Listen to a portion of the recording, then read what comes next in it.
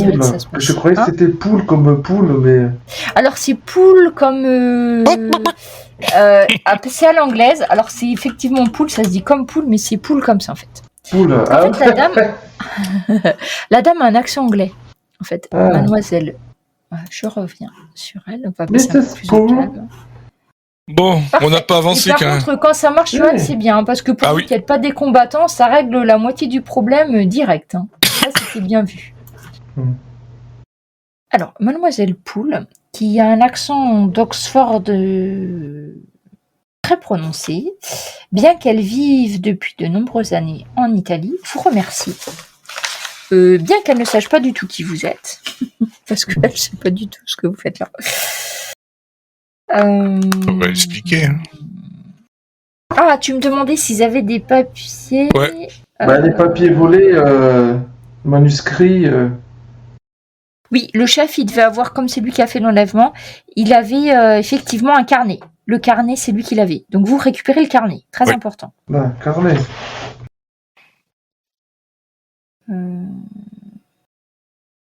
Alors, autre chose, quand vous regardez autour de vous, ce que vous n'aviez pas pu voir forcément, en fait, il y a dessous l'hôtel, parce qu'il y avait un deuxième hôtel, hein, c'était tout, il y a en fait des documents qui appartiennent au Sibylle Nostradamus. Ah ouais, bien ça. Ce que je vous propose, c'est que je le note quelque part et en off, je vous ferai des petites notes. Juste, vous aurez droit d'avoir un nouveau domaine qui sera Sibylle Nostradamus. Et en gros, je vous ferai un résumé d'un cran de connaissances Sibylle, si vous voulez. Comme ça vous fait une récompense aussi de connaissances qui peut être assez rigolote à avoir. Ils sont particuliers, hein, ceux-là, c'est des cas. Nostradamus, donc je me note niveau 1. Et en fait, ce que je ferai, c'est les documents, ce qu'il y a à l'intérieur, je vous le mettrai. Oui, leur divination nulle, hein, c'était pas moi qui devais être embroché. Ouais. Hein, c'est vrai. Il s'est trompé. Vous avez changé la vision. Ouais, c'est ça. De toute façon, il s'est barré. Hein. Quand vous remonterez, vous verrez qu'il est plus là. Mademoiselle Poole, donc je suppose que vous allez remonter peut-être à la surface avec son carnet. Donc vous allez peut-être l'accompagner au commissariat, perdre un peu de temps, elle va expliquer, machin, les deux hommes se rendent, etc. Et puis finalement, vous allez vous retrouver chez elle. Donc pas dans sa boutique, hein, elle habite un petit peu plus loin. Bien sûr. Donc, quand vous lui expliquez, en finale, à la limite, au début, vous étiez venu la voir pour l'horloge. Oui. Donc, je lui redonne son pendentif. Ah oui, c'est vrai, son avec pendentif. La pyramide à l'œil. Son pendentif de grand architecte. Son pendentif, je lui dis que si elle est l'équerre et le truc, moi je suis le diapason. D'accord. Alors, elle comprend en fait à moitié, c'est-à-dire elle pense que tu fais partie des compagnons de l'Oblat. Ce qui est fait techniquement serait pas tout à fait faux, mais qui est pas encore vrai. Ceci dit, tu peux t'arranger peut-être pour que ça soit vrai. Techniquement, c'est mon ancêtre, mon incarnation, je sais pas trop comment. Certes, mais comme eux ils connaissent pas les trinités, c'est difficile à expliquer. Mais tu pourrais éventuellement essayer d'être compagnon de l'Oblat, pourquoi pas. Après tout, t'es architecte, tu fais partie du recrutement. Donc, à propos de l'orologio dei planeti, donc elle vous explique que, en lisant les notes de son ancêtre, parce que figurez-vous que Lorenzo del Volpaia a eu 3 fils, Benvenuto, Eufrosino et Camillo. Et Camillo a eu une longue famille qui est arrivée jusqu'à elle, donc Emmanuelle Poole, qui malheureusement est une demoiselle qui n'a pas d'enfant et qui est la dernière descendante donc de la famille della Volpaia, donc aussi la dépositaire de ce fameux carnet de son ancêtre. En fait, elle vous explique que ce carnet-là, elle l'a racheté parce que dans une vente aux enchères, elle l'a retrouvé. Donc, ça fait pas très longtemps qu'elle l'a. Elle l'a acquis l'année, 1 an avant qu'elle fasse l'horloge, 95, pour justement, et quand elle a vu ça, elle a lu les notes, elle a décidé de faire une reproduction de l'horloge pour faire un hommage à son ancêtre. Ceci dit, elle qui a lu le carnet en long et large en travers, elle est persuadée que l'horloge est un instrument qui permet de prédire l'ouverture de passages temporaires vers des cités obscures. Non, c'est pas Lovecraft. Mais elle vous dit que malheureusement, il n'y a pas le mode de fabrication ni les instructions de fonctionnement. Que ils ont reproduit une partie du mécanisme, mais comme vous l'avez constaté, tout ne marchait pas. Et ce qui aurait dû marcher, c'est ce qui fait que c'est ce qui ouvre le portail. Oh.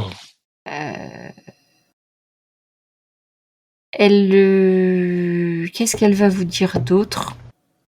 Si vous lui montrez le manuscrit d'Utopia, donc oui, c'est exactement, elle vous compare, vous voyez, c'est exactement les mêmes systèmes d'annotation avec les grilles, quand on l'atteint, etc. Donc ça devait sûrement faire partie du grand plan de ce cher Léonard.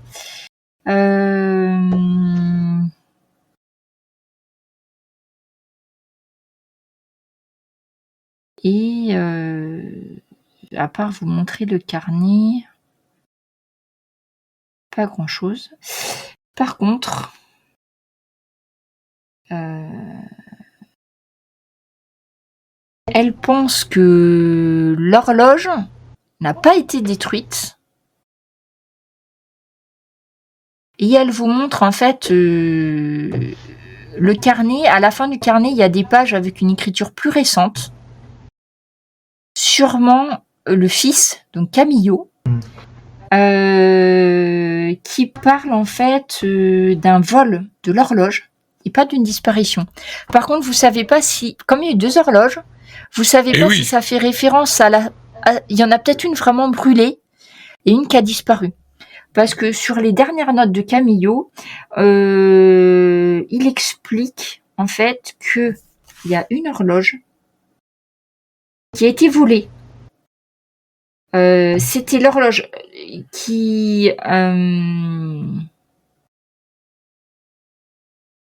Alors, qu'est-ce qu'il met ? Donc, en fait, la deuxième horloge, c'était l'horloge des Volpaia. Lorenzo, il voulait pas la vendre. Il voulait la garder, sauf que elle a été volée.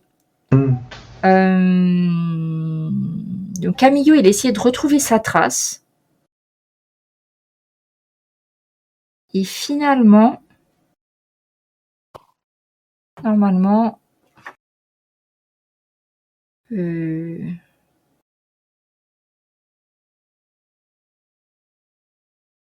vous dit que elle était en train en fait de rechercher la trace de cette horloge et elle pense que c'est donc dans une autre église. Alors je suis en train de chercher le nom de l'église, mais à la limite si j'ai pas le nom de l'église, c'est peut-être pas très grave.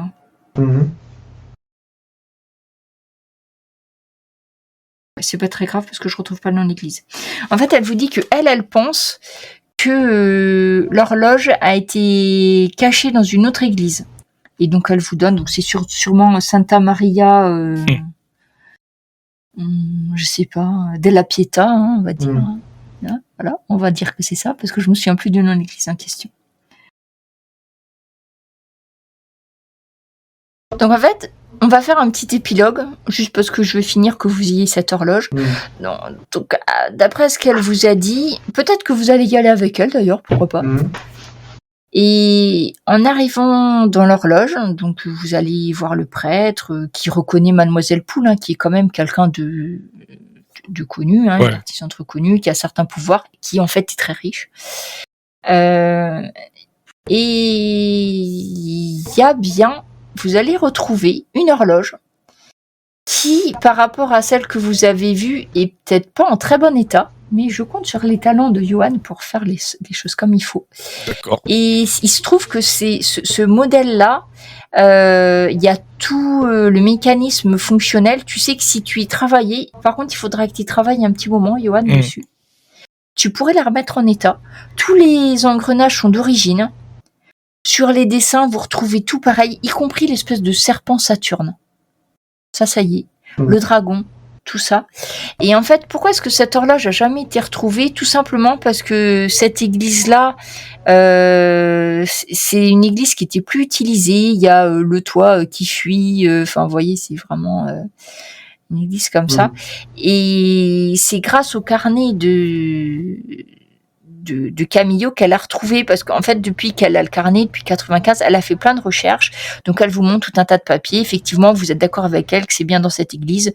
Et au final, elle n'était pas du tout cachée, cette horloge. C'est juste que comme personne n'allait jamais dans cette église, personne ne savait que ça y était. Et comme il y a beaucoup d'églises à Florence, sans ce carnet, vous l'auriez pas retrouvé. Donc, le prêtre est disposé en fait à vendre cet objet parce que en fait lui il veut juste des sous pour refaire son toit. Donc en plus c'est une horloge, il y a rien de religieux, il y a que des symboles du zodiaque, des planètes, donc franchement il voit pas ce que ça a à faire dans son église. Donc si vous souhaitez l'acquérir, on peut voir ça. Sinon c'est Mademoiselle Poule qui l'acquérira pour vous, on va dire. Mais vous pouvez quand même essayer de voir si vous arrivez. Là, j'ai besoin d'un test de ressources. Comme vous êtes deux quand même assez aisés, je pense que vous êtes au même niveau de ressources en plus, tous les deux, non? Ouais. J'ai 6, ressources, il y a richesse, réseau et influence. Alors là, c'est la richesse. 6. Donc du coup, ça marche pas tout à fait pareil. En fait, si tu jettes un des 12, ça serait à vous, ça serait plus pratique, mais j'ai 6 aussi, ouais. Ah, on a pareil. Ouais. Ça, c'est parce que c'est juste à la limite. Donc, du coup, tu fais 11. Alors, je pense que si tu t'endettes, Laurence... Alors, je te dis comment ça marche, la dette.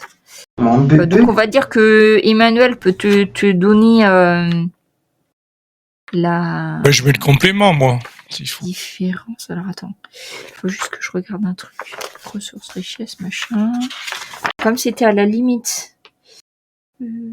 coût limite. Donc, il faut que ça soit égal à la ressource. Donc, dans ce cas-là, c'est bon. Donc, test de ressources nécessaires. Test de ressources. En cas d'échec.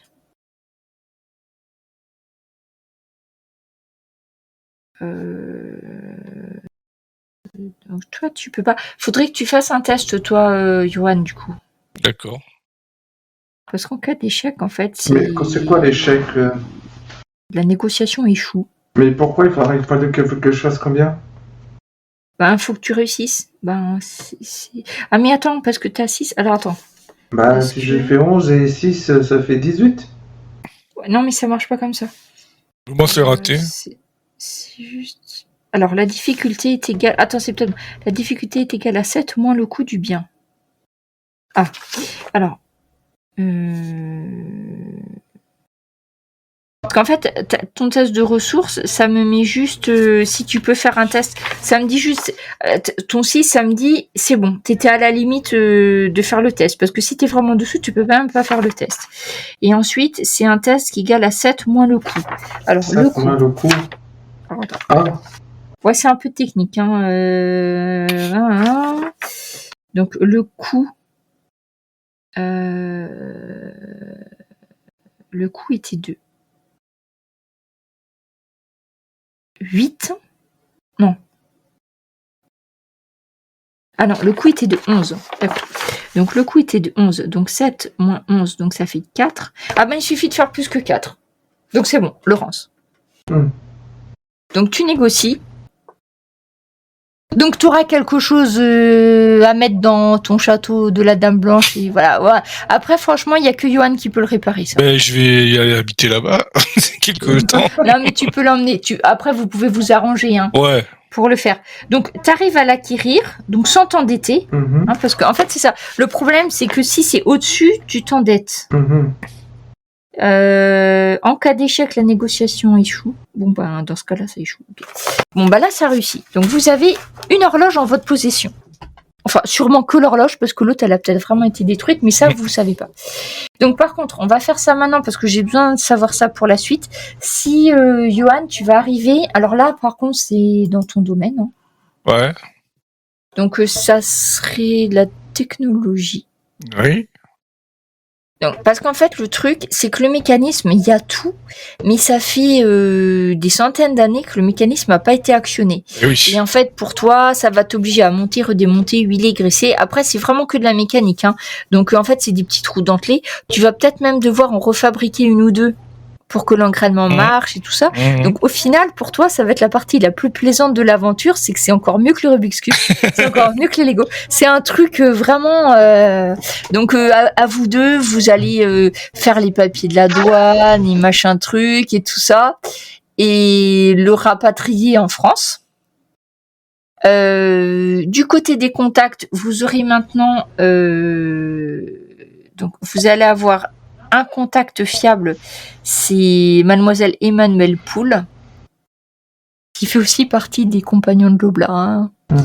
Et un deuxième contact, toujours dans les compagnons de l'Oblat, hein, ça va être la conservatrice du musée.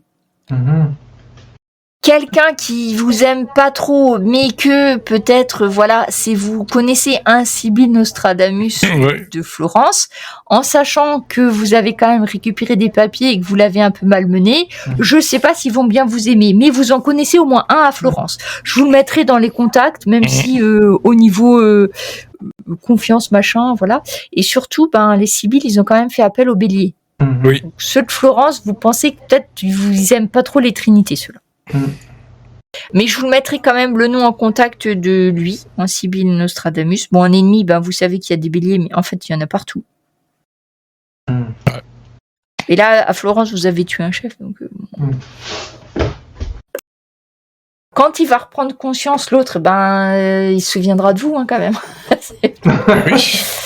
Partez vite, hein, quand même, avant que il est en prison, les béliers qui vous tombent. Donc, on va considérer que vous allez partir assez vite. Oui, il est en prison. Avant l'aube, vous serez plus à Florence. Il est en prison d'abord parce qu'il a tué son chef. C'est pour kidnapping. Oui, mais ils peuvent passer un coup de fil. Ils peuvent passer un coup de fil. Et peut-être qu'il y aura plein d'autres béliers. Donc, je considère que vous n'avez pas trop traîné à Florence. Non. Et que donc il y a l'horloge à réparer. Donc, si tu veux, tu peux me faire le test dès maintenant de technologie. Hein. Alors, tâche-nous. En fait, ça va dépendre. Je pense que tu vas réussir, mais ça dépend aussi le temps que tu vas y passer, suivant de ton test. 14. Donc, tu vas y arriver. En fait, tu vas prendre ton temps, mais peut-être parce que ça te plaît, en fait. T'as peut-être pas envie de te dépêcher. J'essaye de c'est voir quand même une horloge qui a été fabriquée en 1400, je sais plus combien. Je vais voir comment tout fonctionne aussi. Hein. Voilà. Et du coup, tu vas quand même avoir... Là, du coup, je te réduirai pas le temps, puisque tu as fait un succès, mais normal. En fait, il va te falloir une semaine complète. Ce qui est pas très long au final. Hein. Non. Mais tu avais toutes les pièces et c'était... Il n'y avait rien qui avait été démonté de la belle ouvrage. Hein.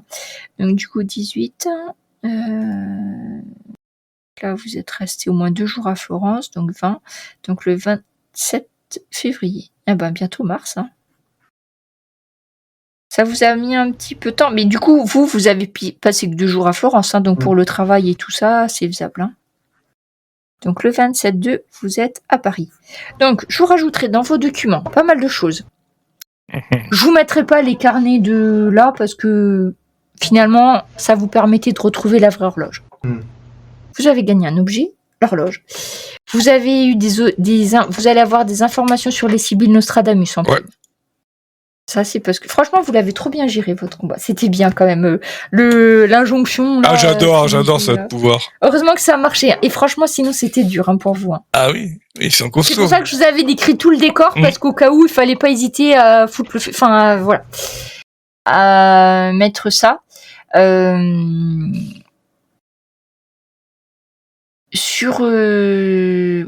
Donc, et par rapport à Frère Claude, on en saura un peu plus la prochaine fois. D'accord. Autre chose, vous avez quand même, et là c'est des contacts vraiment des alliés, c'est les compagnons de l'Oblat. Donc je vous mettrai aussi des informations dessus. Donc en fait c'est surtout Laurence qui aura des souvenirs qui vont lui revenir, mais pas que. Et là vous avez vraiment des bons contacts parce qu'en fait vous en connaissez 3, 2 sur Florence, 1 sur Paris. Il y en a dans toutes les villes du monde. Mais du coup, c'est éventuellement possible, en tout cas pour Laurence, qui est architecte, de faire l'initiation. Donc, bien sûr, tu pourras pas Il leur n'y dire avait pas un que tu es... truc au Caire, là? Je sais plus. Alors oui. Mais tu pourras éventuellement essayer de t'immiscer dans dans cet ordre, à tes connaissances t'aidant à te faire passer pour... Après, ceci dit, ils recrutent des architectes, hein, donc ça serait possible. Donc là, pour vous, ça peut être bénéfique. Alors eux, c'est pas des combattants non plus, mais c'est des érudits pour tout ce qui a trait à l'architecture, des choses comme ça. Et vous remarquez que plus vous avez des appuis dans les villes, ça vous aide. Hein. Alors frère Claude va finir par vous rappeler, hein. Ouais. Il aura effectivement le numéro de la voiture et la voiture était enregistrée au nom de Francesco Grappa, celui qui est mort. Il est mort. Mais bon, ça, enfin, effectivement, ça s'est passé comme ça, mais bon, après, c'est normal, hein, ça met un peu de temps. Mais il vous a quand même aidé. Alors, quelques points d'XP. Donc, tout ce que vous avez appris par rapport à la pierre d'angle, en fait, ça vous donne de l'expérience. Parce que c'est comme ça, donc ça fait 1 point. Les compagnons de l'Oblat, maintenant qui sont vos alliés, ça fait 1 point supplémentaire. Sortir vivant de l'affrontement des béliers, c'est que 1 point. Hein. Oh. En gros, vous étiez mort, c'est pas, donc vous êtes désolé, c'est 1 point. Et par contre, récupérer et réparer l'horloge, là, ça fait 2 points parce qu'il y a la rigueur. Donc en tout, ça vous fait 5 points d'XP. Moins 1 pour moi parce que j'ai une dette avec... Ah ben, tu mets tes 5 points et si t'as la dette, oublie pas de la ranger dans ta dette. Ah ouais, donc ça fait que 4 points alors. Et en fait là, ce scénario, c'était surtout pour vous apprendre et c'était pour vous apprendre ce qui traînait autour de vous en fait. Parce que vous rencontrez les Sibylles, oui, il y avait les béliers. Les béliers, ouais. Et puis ces fameux compagnons de l'Oblat, c'est important pour ce scénario, mais même après dans les autres, c'est toujours bien d'avoir des contacts. Donc c'était plutôt pas mal. Et l'horloge, en fait, j'ai trouvé la photo, c'est une vraie horloge que je vous ai mis, florentine, qui est appartenue aux Médicis.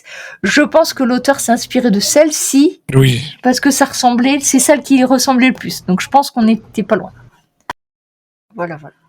Votre épopée à Florence est terminée. Et la prochaine fois, où est-ce que vous allez finir? Loin encore, hein. Vous allez voyager peut-être.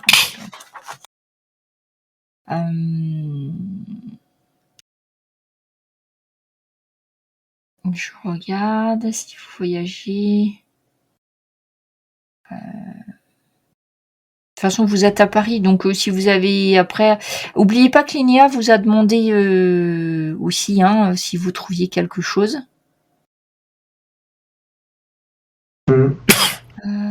On va lui dire qu'on a trouvé l'horloge, de toute façon. Bah ouais. Vous allez peut-être retourner en Italie. Hein.